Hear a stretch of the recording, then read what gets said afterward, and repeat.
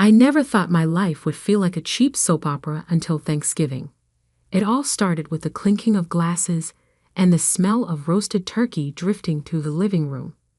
The table was covered in an earthy brown cloth filled with traditional dishes. Our entire extended family had gathered at my parents' house in Portland. Aunt Carol brought her pumpkin pie.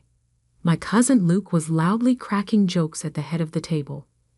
And me, I just sat quietly like I did every year. No one asked if I needed help. No one asked how work was going. They never really cared. I was cutting up mashed potatoes for my niece Ellie when a too familiar voice rang out sharp enough to freeze the room. Before we carve the turkey, I have something to say. My sister Vanessa stood up, flashing a smile that was sickeningly sweet. Her hair was meticulously curled, her nails painted blood red, her tone crisp and rehearsed like she practiced it in front of a mirror for hours. Everyone looked up, forks suspended in midair. I held my breath. "I think it's time we were all honest with each other," she said, glancing around the room like a pageant queen about to announce a winner. "Last week, we took a vote." My father cleared his throat. My mother set her wine glass down, visibly eager. "And the result," Vanessa paused, inhaling dramatically before turning to me. "Isla, we've decided. You are no longer part of this family." The room went still. I thought I misheard. But then the worst thing happened. The table applauded. Applause. Real applause. And Carol whistled softly. Luke raised his glass like he was toasting. "And my mother?" She burst out laughing like it was the funniest joke of the night. Finally, someone said it. She commented casually, like noting the weather. I looked at my father. He didn't turn to me, just shook his head slightly and murmured, "Maybe this is for the best." I sat frozen, my hand gripping the edge of the tablecloth. The turkey on my plate was still steaming, but I felt ice cold. My throat tightened, not from sadness, but fury. Slowly, I pushed my chair back and stood up in the smug silence. "You actually planned this?" Vanessa smiled, unmistakably victorious. "You've always been a thorn in everyone's side. Always so cold, distant, acting like you're better than us." They didn't respond, just nodded slowly, then bent down and picked up my purse. "I guess if I'm no longer family, then these won't be necessary." I placed a thick folder on the table. The sound it made was soft, but it sliced through the tension like a blade.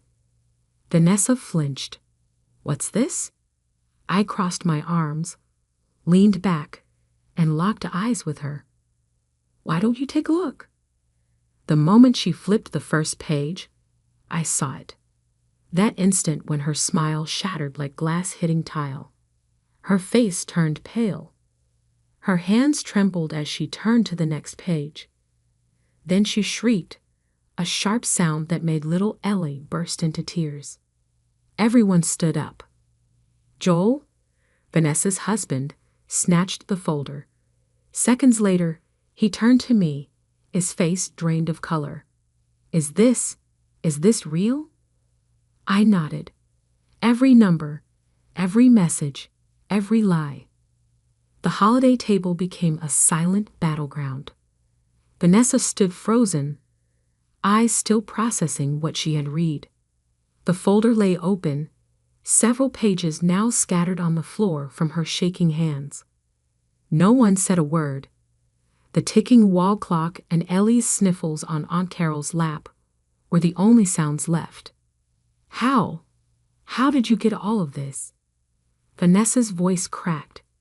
I stepped toward the table, my voice steady, calmer than I expected.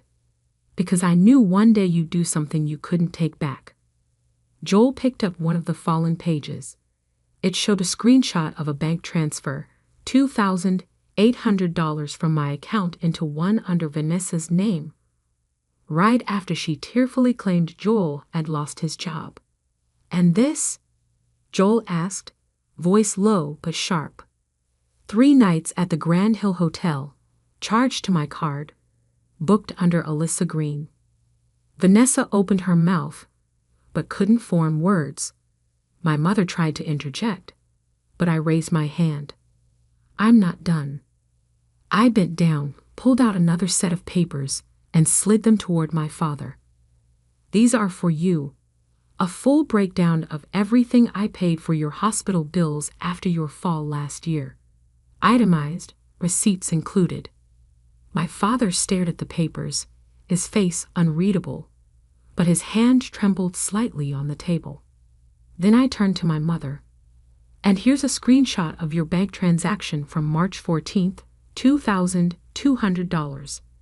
I wired you to cover urgent credit card debt." My mother jumped in defensive. "Why are you bringing this up now? We're family. That money was given out of love." "What kind of love mocks me, excludes me, and then votes me off the dinner table?" I cut her off, eyes locked. "Not one of you ever apologized. None of you ever considered paying back a single dollar. I've been nothing but a walking wallet." Luke spoke up weakly. "Isla, maybe we shouldn't have clapped. We just didn't realize it was this serious." I turned to him calm, but razor sharp. "You clapped when I was kicked out of the family. You laughed when Vanessa insulted me in front of Ellie. You were silent every year I supported everyone, so don't pretend to be innocent now." The silence in the room grew heavier as I pulled out my phone. "Since we're being honest, let's go through everything, shall we?" I opened my notes app, the one I'd been quietly updating for years. March 2021. Vanessa needed $5,000 for Joel's medical emergency. Funny how that same weekend, they were posting beach vacation photos from Cancun. Vanessa's face turned red. Those were old photos. "Really?" I swiped to show time-stamped hotel receipts. "The Grand Sunset Resort seems to disagree.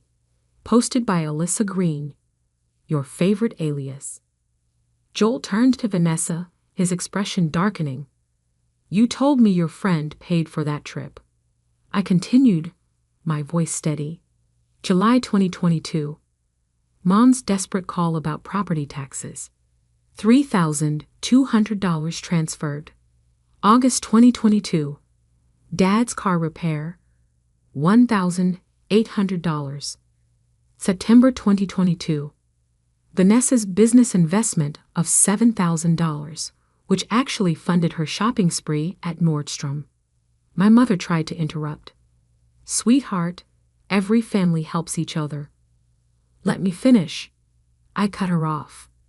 December 2022. Christmas gifts for everyone. January 2023. Ellie's private school deposit. February 2023. Dad's hospital bills. March 2023. Vanessa's emergency house repair. April 2023. Mom's credit card debt. May 2023. "Stop!" Vanessa screamed, her mascara starting to run. "Why are you doing this?" I looked at her calmly. "Because you all just voted to kick me out of the family. So let's make sure everyone knows exactly what they're voting away." I turned to my father.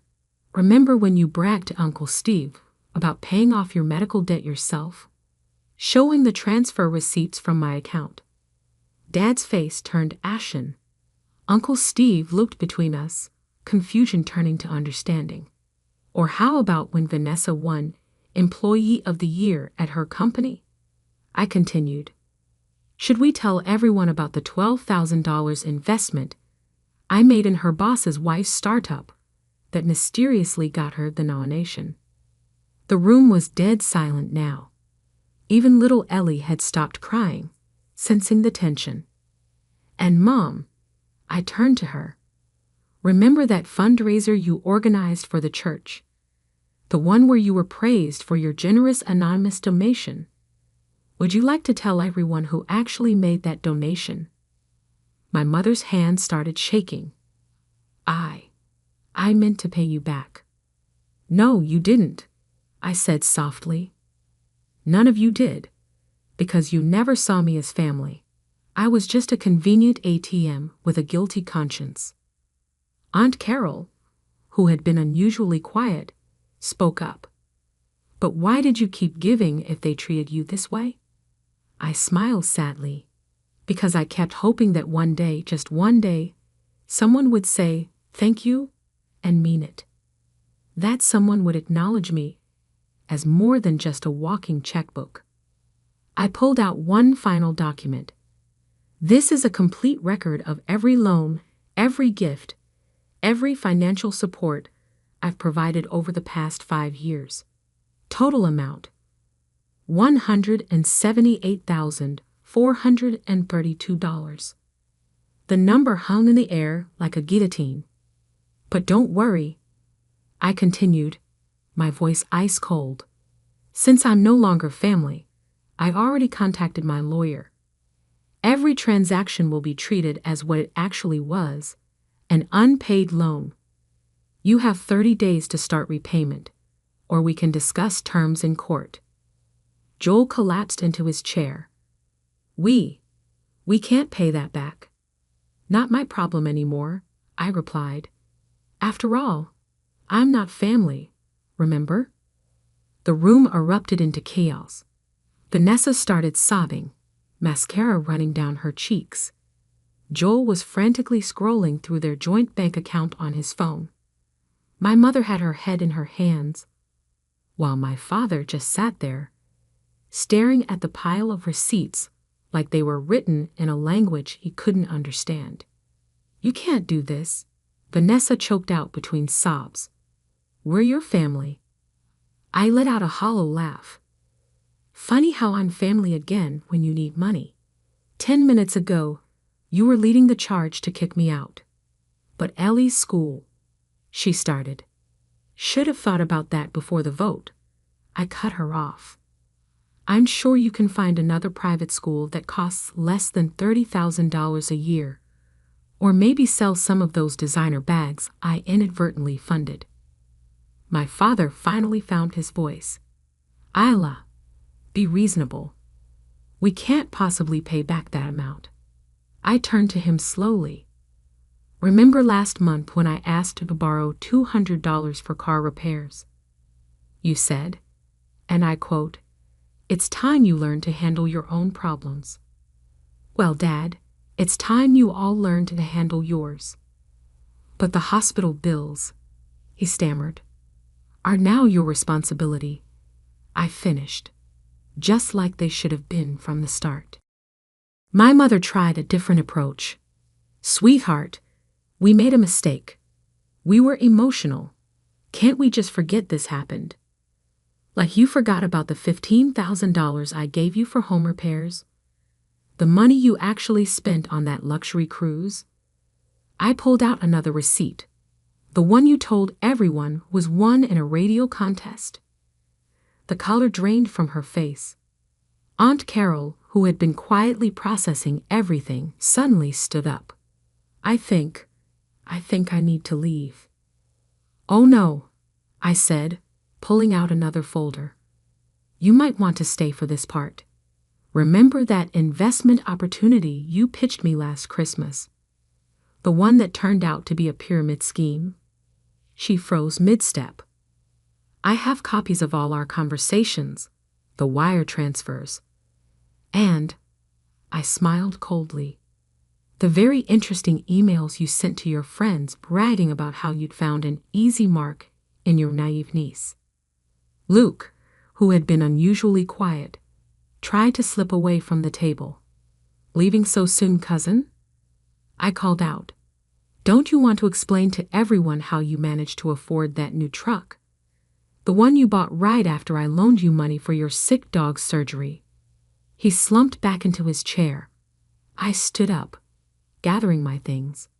You have 30 days to start repayment. My lawyer will contact each of you with payment plans based on the amount owed.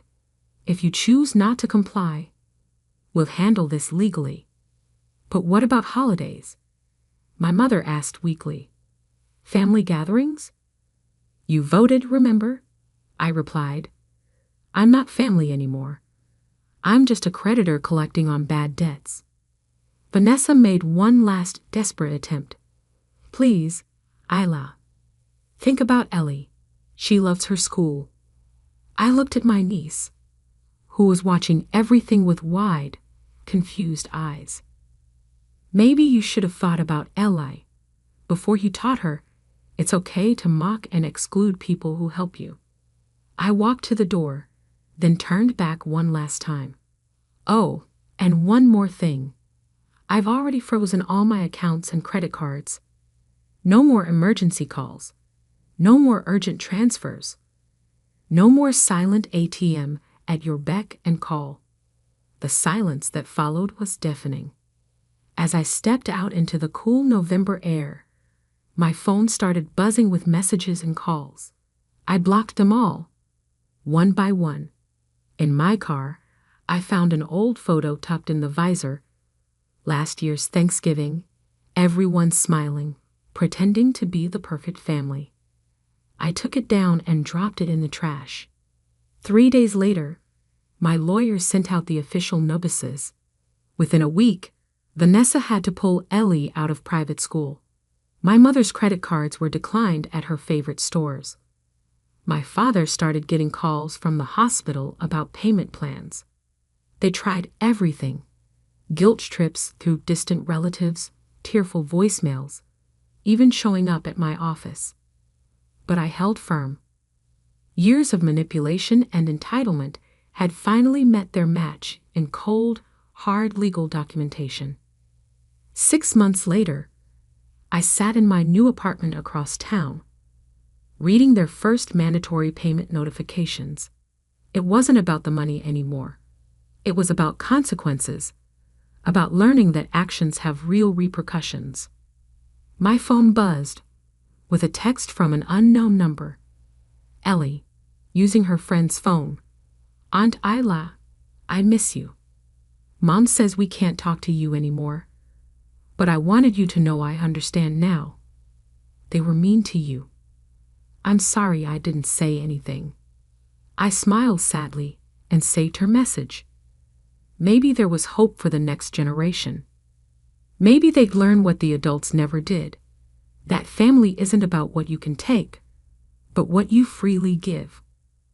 And sometimes, the strongest love is knowing when to walk away. The following Thanksgiving, I had dinner with friends who became family. No hidden agendas. No financial manipulation, just genuine care and respect. As we shared meals and stories, I realized that sometimes losing a toxic family is the first step to finding your real one. And that folder? I keep it locked away, not as a weapon, but as a reminder that self-respect costs more than any amount of money, and that sometimes the most expensive lesson is learning who doesn't deserve you.